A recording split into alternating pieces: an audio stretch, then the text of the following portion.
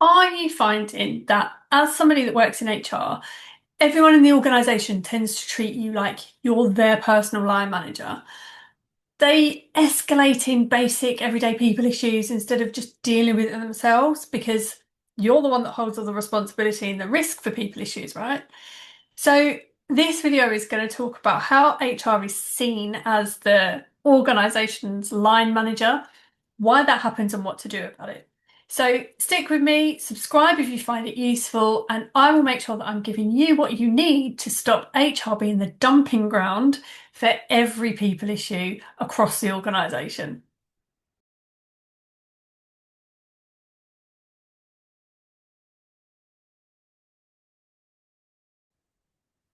So what I tend to see with the organisations that I work with is that managers, middle managers, senior managers treat HR like their line manager. So they don't take responsibility for dealing with everyday people issues. Um, they avoid having simple conversations themselves, like check-ins or attendance follow-ups, attitude problems, very early performance issues. They're not being dealt with. So they are either just being sent to straight to HR. I've got this scary people problem because one of my members of staff keeps being late and I don't know what to do about it. They get sent straight to HR, they're escalated too early, or they are being ignored entirely until they become an urgent HR issue. So people are then going off sick or putting in grievances or resigning because those issues haven't been dealt with early enough. So managers are sort of escalating things that could have been really easily managed themselves much earlier on. And they use in HR as a first step, using you as the method to deal with issues that they don't want to or don't feel comfortable dealing with. But why is this happening? What I find is that managers often say that they are too busy to deal with people issues. I'm focused on all this business stuff.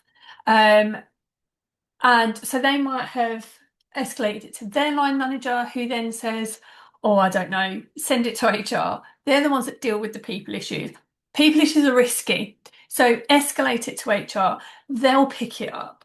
They'll pick up the responsibility for the people issues, they fix it.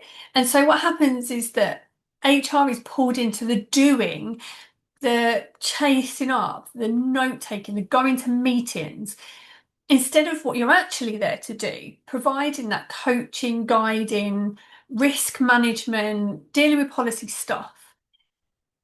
Um, and kind of advisors and holders of all that stuff, but none of that gets done because you're being brought in and dragged into operational people management. So HR is then turned into the manager by default, and you're all of a sudden line managing every person in the organization because all the people problems that they've got come to you. Um, what we see is that managers don't necessarily understand or um, take responsibility for their role in people performance management. They think that HR owns it, um, even when it's in those early informal stages. We promote people, but I see over and over again that they're not trained in dealing or managing people. They're not coached in how to deal with difficult situations, tricky conversations that they don't want to have. They're not advised on how to manage these things themselves, even though they are given line management responsibilities. They don't have the skills and the techniques and the tools and the confidence to allow them to manage that people responsibility. But it's okay because HR are there. They own it. That's what the system and the organisation allows them to think. And then it's set up. So even when it's the early stage of people management, HR is still expected to lead that. So those middle managers and those senior management managers can just get on with their operational or strategic side of their job, which is probably what they got promoted for in the first place. Um, so that tends to be what I see is why this happens.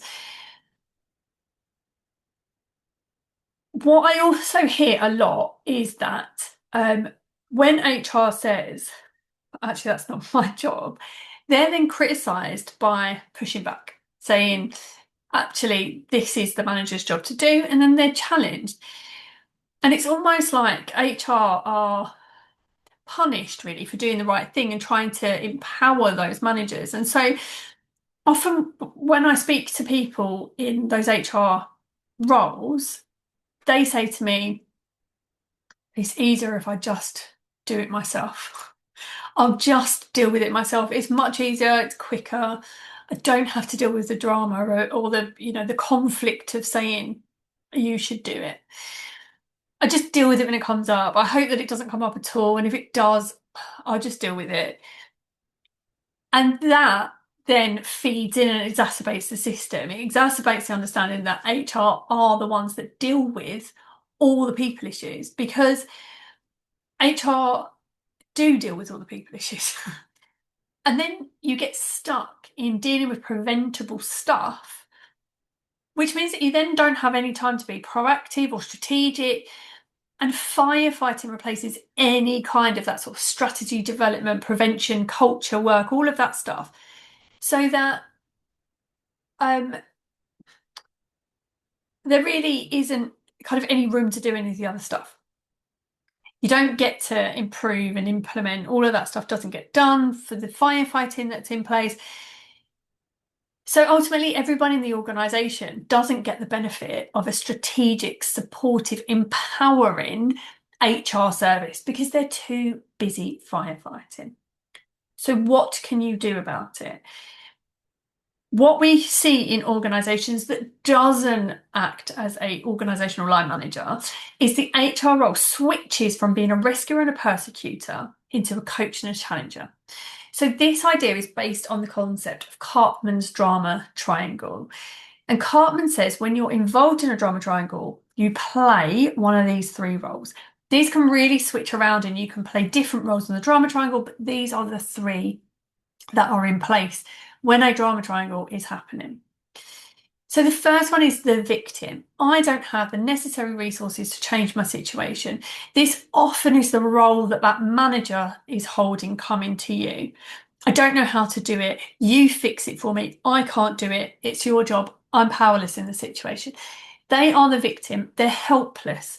They come to you to rescue them. That rescuer role is the second role in the triangle. I'll do it for you. Don't worry about it. I'll fix it for you. You are seen as flying in as this superhero that makes everything better. But it doesn't empower that person in the victim role and it doesn't help them change that pattern of behaviour next time. And often what happens is that you make decisions that are then unpopular, that the manager can go back to the team and say, oh, I asked HR, it's not my fault. They said you can't do that or we've got to do this. You become the third role on the drama triangle, the persecutor. You're the person who's keeping everybody else in this helpless victim position. We can't do anything about that. HR says no. The more that this pattern plays out, the more embedded these drama triangles become, and the rest of the organisation feels we can't do anything about it. HR are the ones that make the decisions. They come in and they rescue middle managers who don't know what to do, and they persecute staff by implementing policies and procedures that everybody hates. And that's how it plays out. So what you can do is shift that around. So rather than being seen as a rescuer, rather than being someone that comes in and says, oh, it's fine, I'll do it for you, or here's the decision that you have to abide to, you go back and you tell your staff member, you coach and you challenge that staff member. So you say, okay, let's talk this through. You've got a member of staff who has put in a flexible working request that you don't feel is going to fit the rest of the team or the business need or whatever it is. What conversations have you already had with the team? What are you worried about when you're giving them the news that you don't think that that's going to work? How do you think they're going to react to it? What can you put in place to support the response to this conversation and gently push back? We know that people bring these issues to you because they don't want to have the difficult conversation. It's so much easier to say, HR said no, than I don't want you to do that because it doesn't suit X, Y, and Z. So you're doing the challenger role. You switch from persecutor, I'm telling you you're not going to do this, to challenger, which is how can you do this better?